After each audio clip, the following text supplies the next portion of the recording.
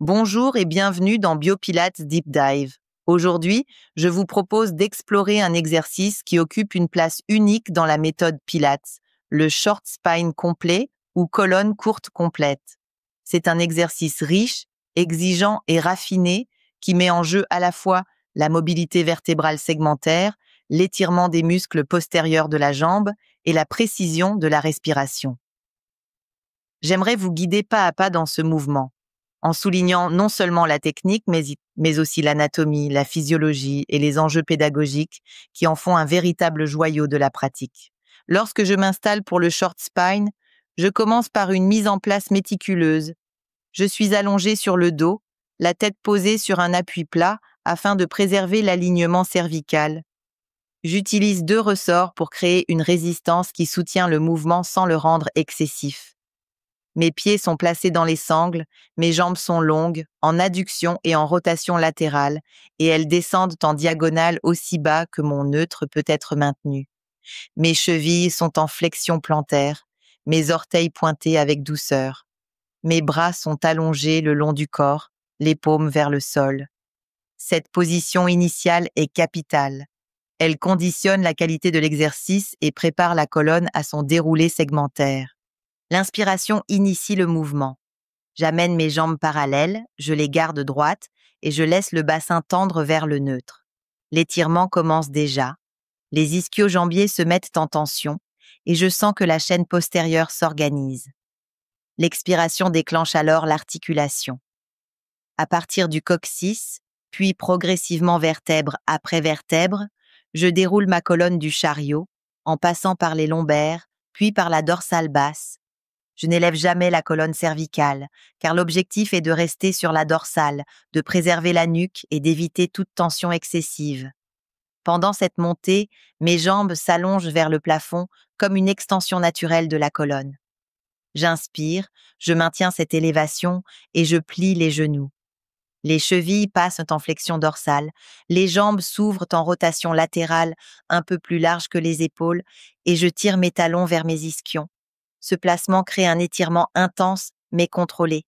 J'expire ensuite et je déroule lentement la colonne, cette fois de la dorsale vers le coccyx, en gardant les talons suspendus, immobiles dans l'air, pour maintenir la tension postérieure. Enfin, j'inspire à nouveau pour déposer le sacrum et contracter mes ischio-jambiers qui ramènent les talons vers les ischions, et j'expire pour pousser mes jambes en diagonale, chevilles en flexion plantaire et orteils pointés. Ce cycle est répété 5 fois, car au-delà, la qualité se perd souvent au profit de l'endurance. Ce qui rend le short spine si précieux, c'est l'exigence de la mobilisation segmentaire. La descente en 2 plats, très fréquente chez les élèves, est une erreur majeure. Elle traduit une rigidité de la chaîne postérieure et une incapacité à séparer les vertèbres dans le mouvement. Lorsque le dos descend en bloc, la colonne perd sa capacité de mobilité et l'étirement des ischio-jambiers devient approximatif. Le travail réel du short spine, c'est au contraire de dérouler vertèbre après vertèbre en laissant chaque segment trouver son espace. Cela suppose un contrôle profond, une respiration consciente et un engagement musculaire parfaitement dosé. Un autre enjeu pédagogique concerne l'amplitude de la montée. Elle ne doit jamais être trop basse, sinon l'articulation n'est pas pleinement sollicitée, ni trop haute, car la nuque se trouve alors surchargée. La montée juste s'arrête au sommet de la dorsale, sans jamais aller jusqu'à la colonne cervicale. C'est cette maîtrise de l'amplitude qui protège la nuque et qui fait de l'exercice un mouvement sûr et réhabilitatif. Le short spine complet met aussi en lumière des muscles parfois oubliés. J'aimerais m'attarder sur 2 d'entre eux, le petit adducteur et le pectiné. Le petit adducteur prend son origine sur la branche inférieure du pubis et s'insère sur la ligne âpre du fémur. Son action principale est l'adduction de la cuisse, mais il peut également participer à une légère flexion et surtout stabiliser le bassin dans le plan frontal. Le pectiné, quant à lui, prend naissance sur la crête pectinée du pubis et s'insère sur la ligne pectinée du fémur, juste en dessous du petit trochanter. Ses actions sont l'adduction, la flexion de hanche et une rotation médiale subtile. Dans le short spine, ces deux muscles assurent un rôle de stabilisation pelvienne indispensable. Quand je maintiens mes jambes en adduction et en rotation latérale, ils contrôlent l'orientation du fémur, équilibrent la hanche et facilitent le déroulé vertébral. Sans eux, le mouvement deviendrait instable et approximatif. Mais pour que ces muscles jouent leur rôle, il faut que l'ensemble du système musculaire soit coordonné. C'est ici qu'intervient la physiologie du muscle squelettique. Chaque contraction naît dans le sarcomère, unité contractile de la fibre musculaire. Le signal nerveux déclenche la libération de calcium qui permet la fixation des têtes de myosine sur l'actine et le glissement des filaments. Cette mécanique, d'une finesse extraordinaire, est entièrement contrôlée par le système nerveux central. Dans le short spine, j'alterne sans cesse contractions concentriques, excentriques et isométriques.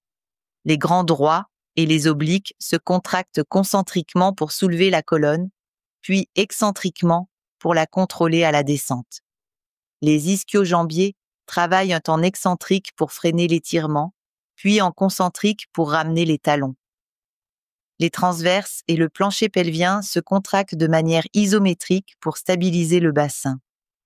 Toute la réussite de l'exercice dépend de cette orchestration subtile. L'importance des péronniers mérite aussi d'être soulignée. Dans une variante rare mais précieuse, je propose l'étirement des péronniers pour corriger la pronation du pied. Lorsque les genoux se plient dans la phase haute, je rapproche les plantes de pied l'une contre l'autre. Cela induit un étirement des muscles péronniers latéraux qui jouent un rôle clé dans le contrôle de la cheville. En corrigeant la pronation, cette variante influe non seulement sur la stabilité distale, mais aussi sur toute la chaîne ascendante jusqu'à la colonne. C'est un rappel important. Dans Pilates, rien n'est isolé. Chaque ajustement local modifie l'équilibre global. Il existe cependant des erreurs fréquentes qu'il faut absolument éviter. La plus grave est de ramener les genoux vers les pectoraux. Ce mouvement raccourcit brutalement la chaîne postérieure, écrase la colonne et sursollicite la nuque. Une autre erreur est de laisser les talons fuir pendant la descente. Les ischio-jambiers perdent alors leur tension et la colonne descend en bloc. Enfin, rouler trop haut sur la nuque est dangereux et annule l'objectif de l'exercice. La vigilance et la précision sont donc essentielles. La respiration est le fil conducteur de tout le protocole. J'inspire pour préparer, j'expire pour enrouler, j'inspire pour plier et ouvrir, j'expire pour dérouler, j'inspire pour poser et ramener les talons, puis j'expire pour pousser. Chaque phase est liée au souffle, et c'est cette synchronisation qui donne au mouvement sa fluidité. Sans elle, l'exercice devient mécanique et perd son sens profond. Le short spine complet est exigeant, mais il offre des bénéfices considérables. Il restaure la mobilité segmentaire de la colonne. Il étire efficacement les muscles postérieurs de la jambe. Il corrige la pronation du pied. Il renforce la stabilité lombo-pelvienne et il affine la conscience corporelle. C'est un exercice qui demande de la concentration, mais qui, lorsqu'il est pratiqué avec justesse, procure une sensation unique de légèreté et d'allongement. Je retiens 3 principes clés à transmettre à mes élèves. Premièrement, le neutre est la base. Deuxièmement, chaque vertèbre doit bouger indépendamment. Troisièmement, les genoux ne vont jamais vers la poitrine. Avec ces 3 repères, la pratique devient sûre, efficace et respectueuse du corps. En conclusion, le short spine complet est plus qu'un simple exercice. C'est une exploration du mouvement segmentaire, une leçon d'anatomie appliquée et une mise en jeu de la physiologie musculaire. Il incarne parfaitement l'esprit du Pilates, précision, contrôle, respiration et fluidité. En l'enseignant ou en le pratiquant, je ne cherche pas la performance, mais la qualité. Je cherche à redonner à la colonne sa mobilité naturelle, à harmoniser la relation entre souffle et mouvement et à cultiver un corps libre, conscient et stable. Voilà toute la richesse de cet exercice et voilà pourquoi il occupe une place si précieuse dans ma pratique et dans mon enseignement.